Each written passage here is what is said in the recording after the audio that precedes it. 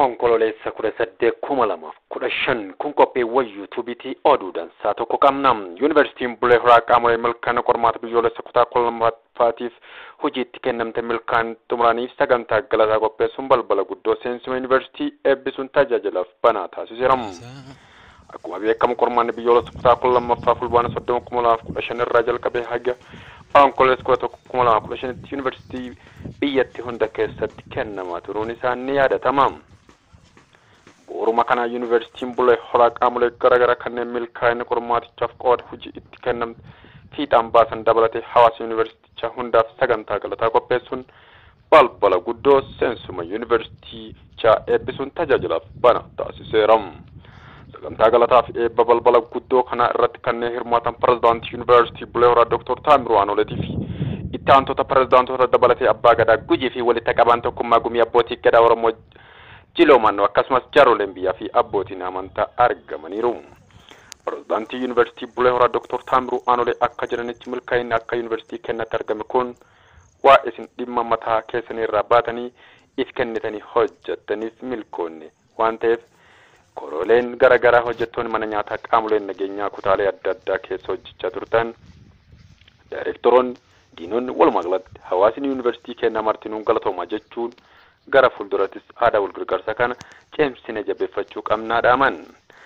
Tajaajila fi banaa ta'uu seensuma balbala guddoo yuunivarsiitichaa ilaalchisuun akka jedhanitti diizaayiniin balbala tanaa Gujii balbala 7 haaganaa 3 fi Gujii fincaan 5 yookiin baallii 5 kan ibsu ta'uu isaa dubbachuun balbalti sun guyyaa har'aa irraa jalqabdee tajaajilaaf banaa taateerti jedhan.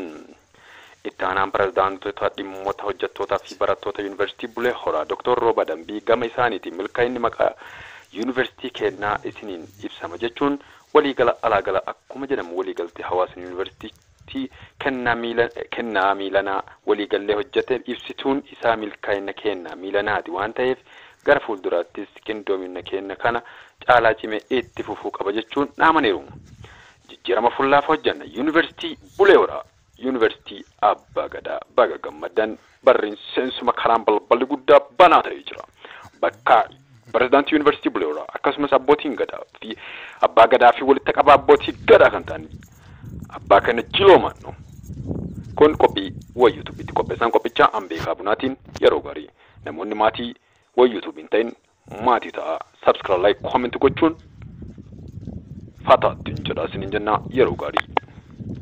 2015 kun qopheewwan yuutuubiitii oduudhaan saa tokko qabna. Yuunivarsiitiin Bulee Horaa qaamolee milkaa'ina qormaata biyyoolessa kutaa 12ffaatiif hojiitti kennamte milkaan xumuraniif sagantaa galataa qopheessuun balbala guddoo seensuma yuunivarsiitii eebbisuun tajaajilaaf banaa taasiseera. Akkuma beekamu qormaanni biyyoolessa kutaa 12ffaa fulbaana 30,2015 irraa jalqabee haga Onkololeessa 11,2015 yuunivarsiitii biyyatti hunda keessatti kennamaa turuun isaa ni yaadatama.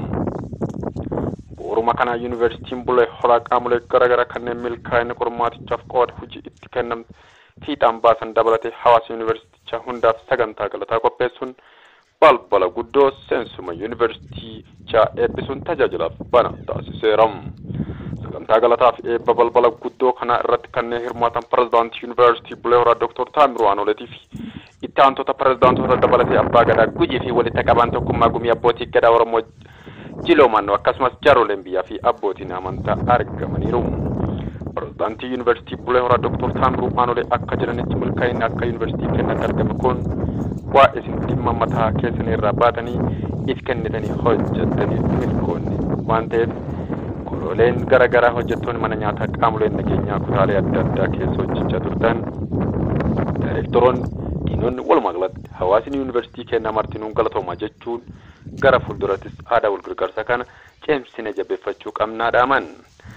Tajaajila fi banaa ta'uu seensuma balbala guddoo yuunivarsiitichaa ilaalchisuun akka jedhanitti diizaayiniin balbala tanaa Gujii balbala 7 haaganaa 3 fi Gujii fincaan 5 yookiin baallii 5 kan ibsu ta'uu isaa dubbachuun balbalti sun guyyaa har'aa irraa jalqabdee tajaajilaaf banaa taateerti jedhan.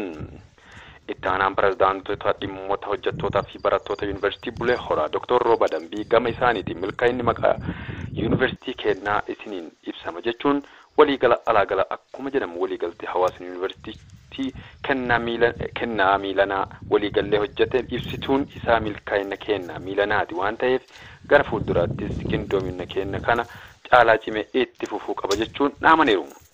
Jijjiirama fuullaaf hojjanna Yuunivarsiitii Bulee Horaa Yuunivarsiitii Abbaa Gadaa baga gammadan barri seensuma karaan balballi guddaa banaa ta'ee jira. Bakka Pirezidaantii Yuunivarsiitii Bulee Horaa akkasumas abbootiin gadaa fi abbaa gadaa fi walitti qabaa abbootii gadaa kan ta'an abbaa kana Jiloomanno kun qophii wayyuutuubitti qopheessan qophichaa Ambeekaa Bunaatiin yeroo gaarii namoonni maatii wayyuutuubiin ta'in maatii ta'a subscribe like comment gochuun fataatti jedhaa isiniin jenna yeroo gaarii. Hindeetiin obboleeyya.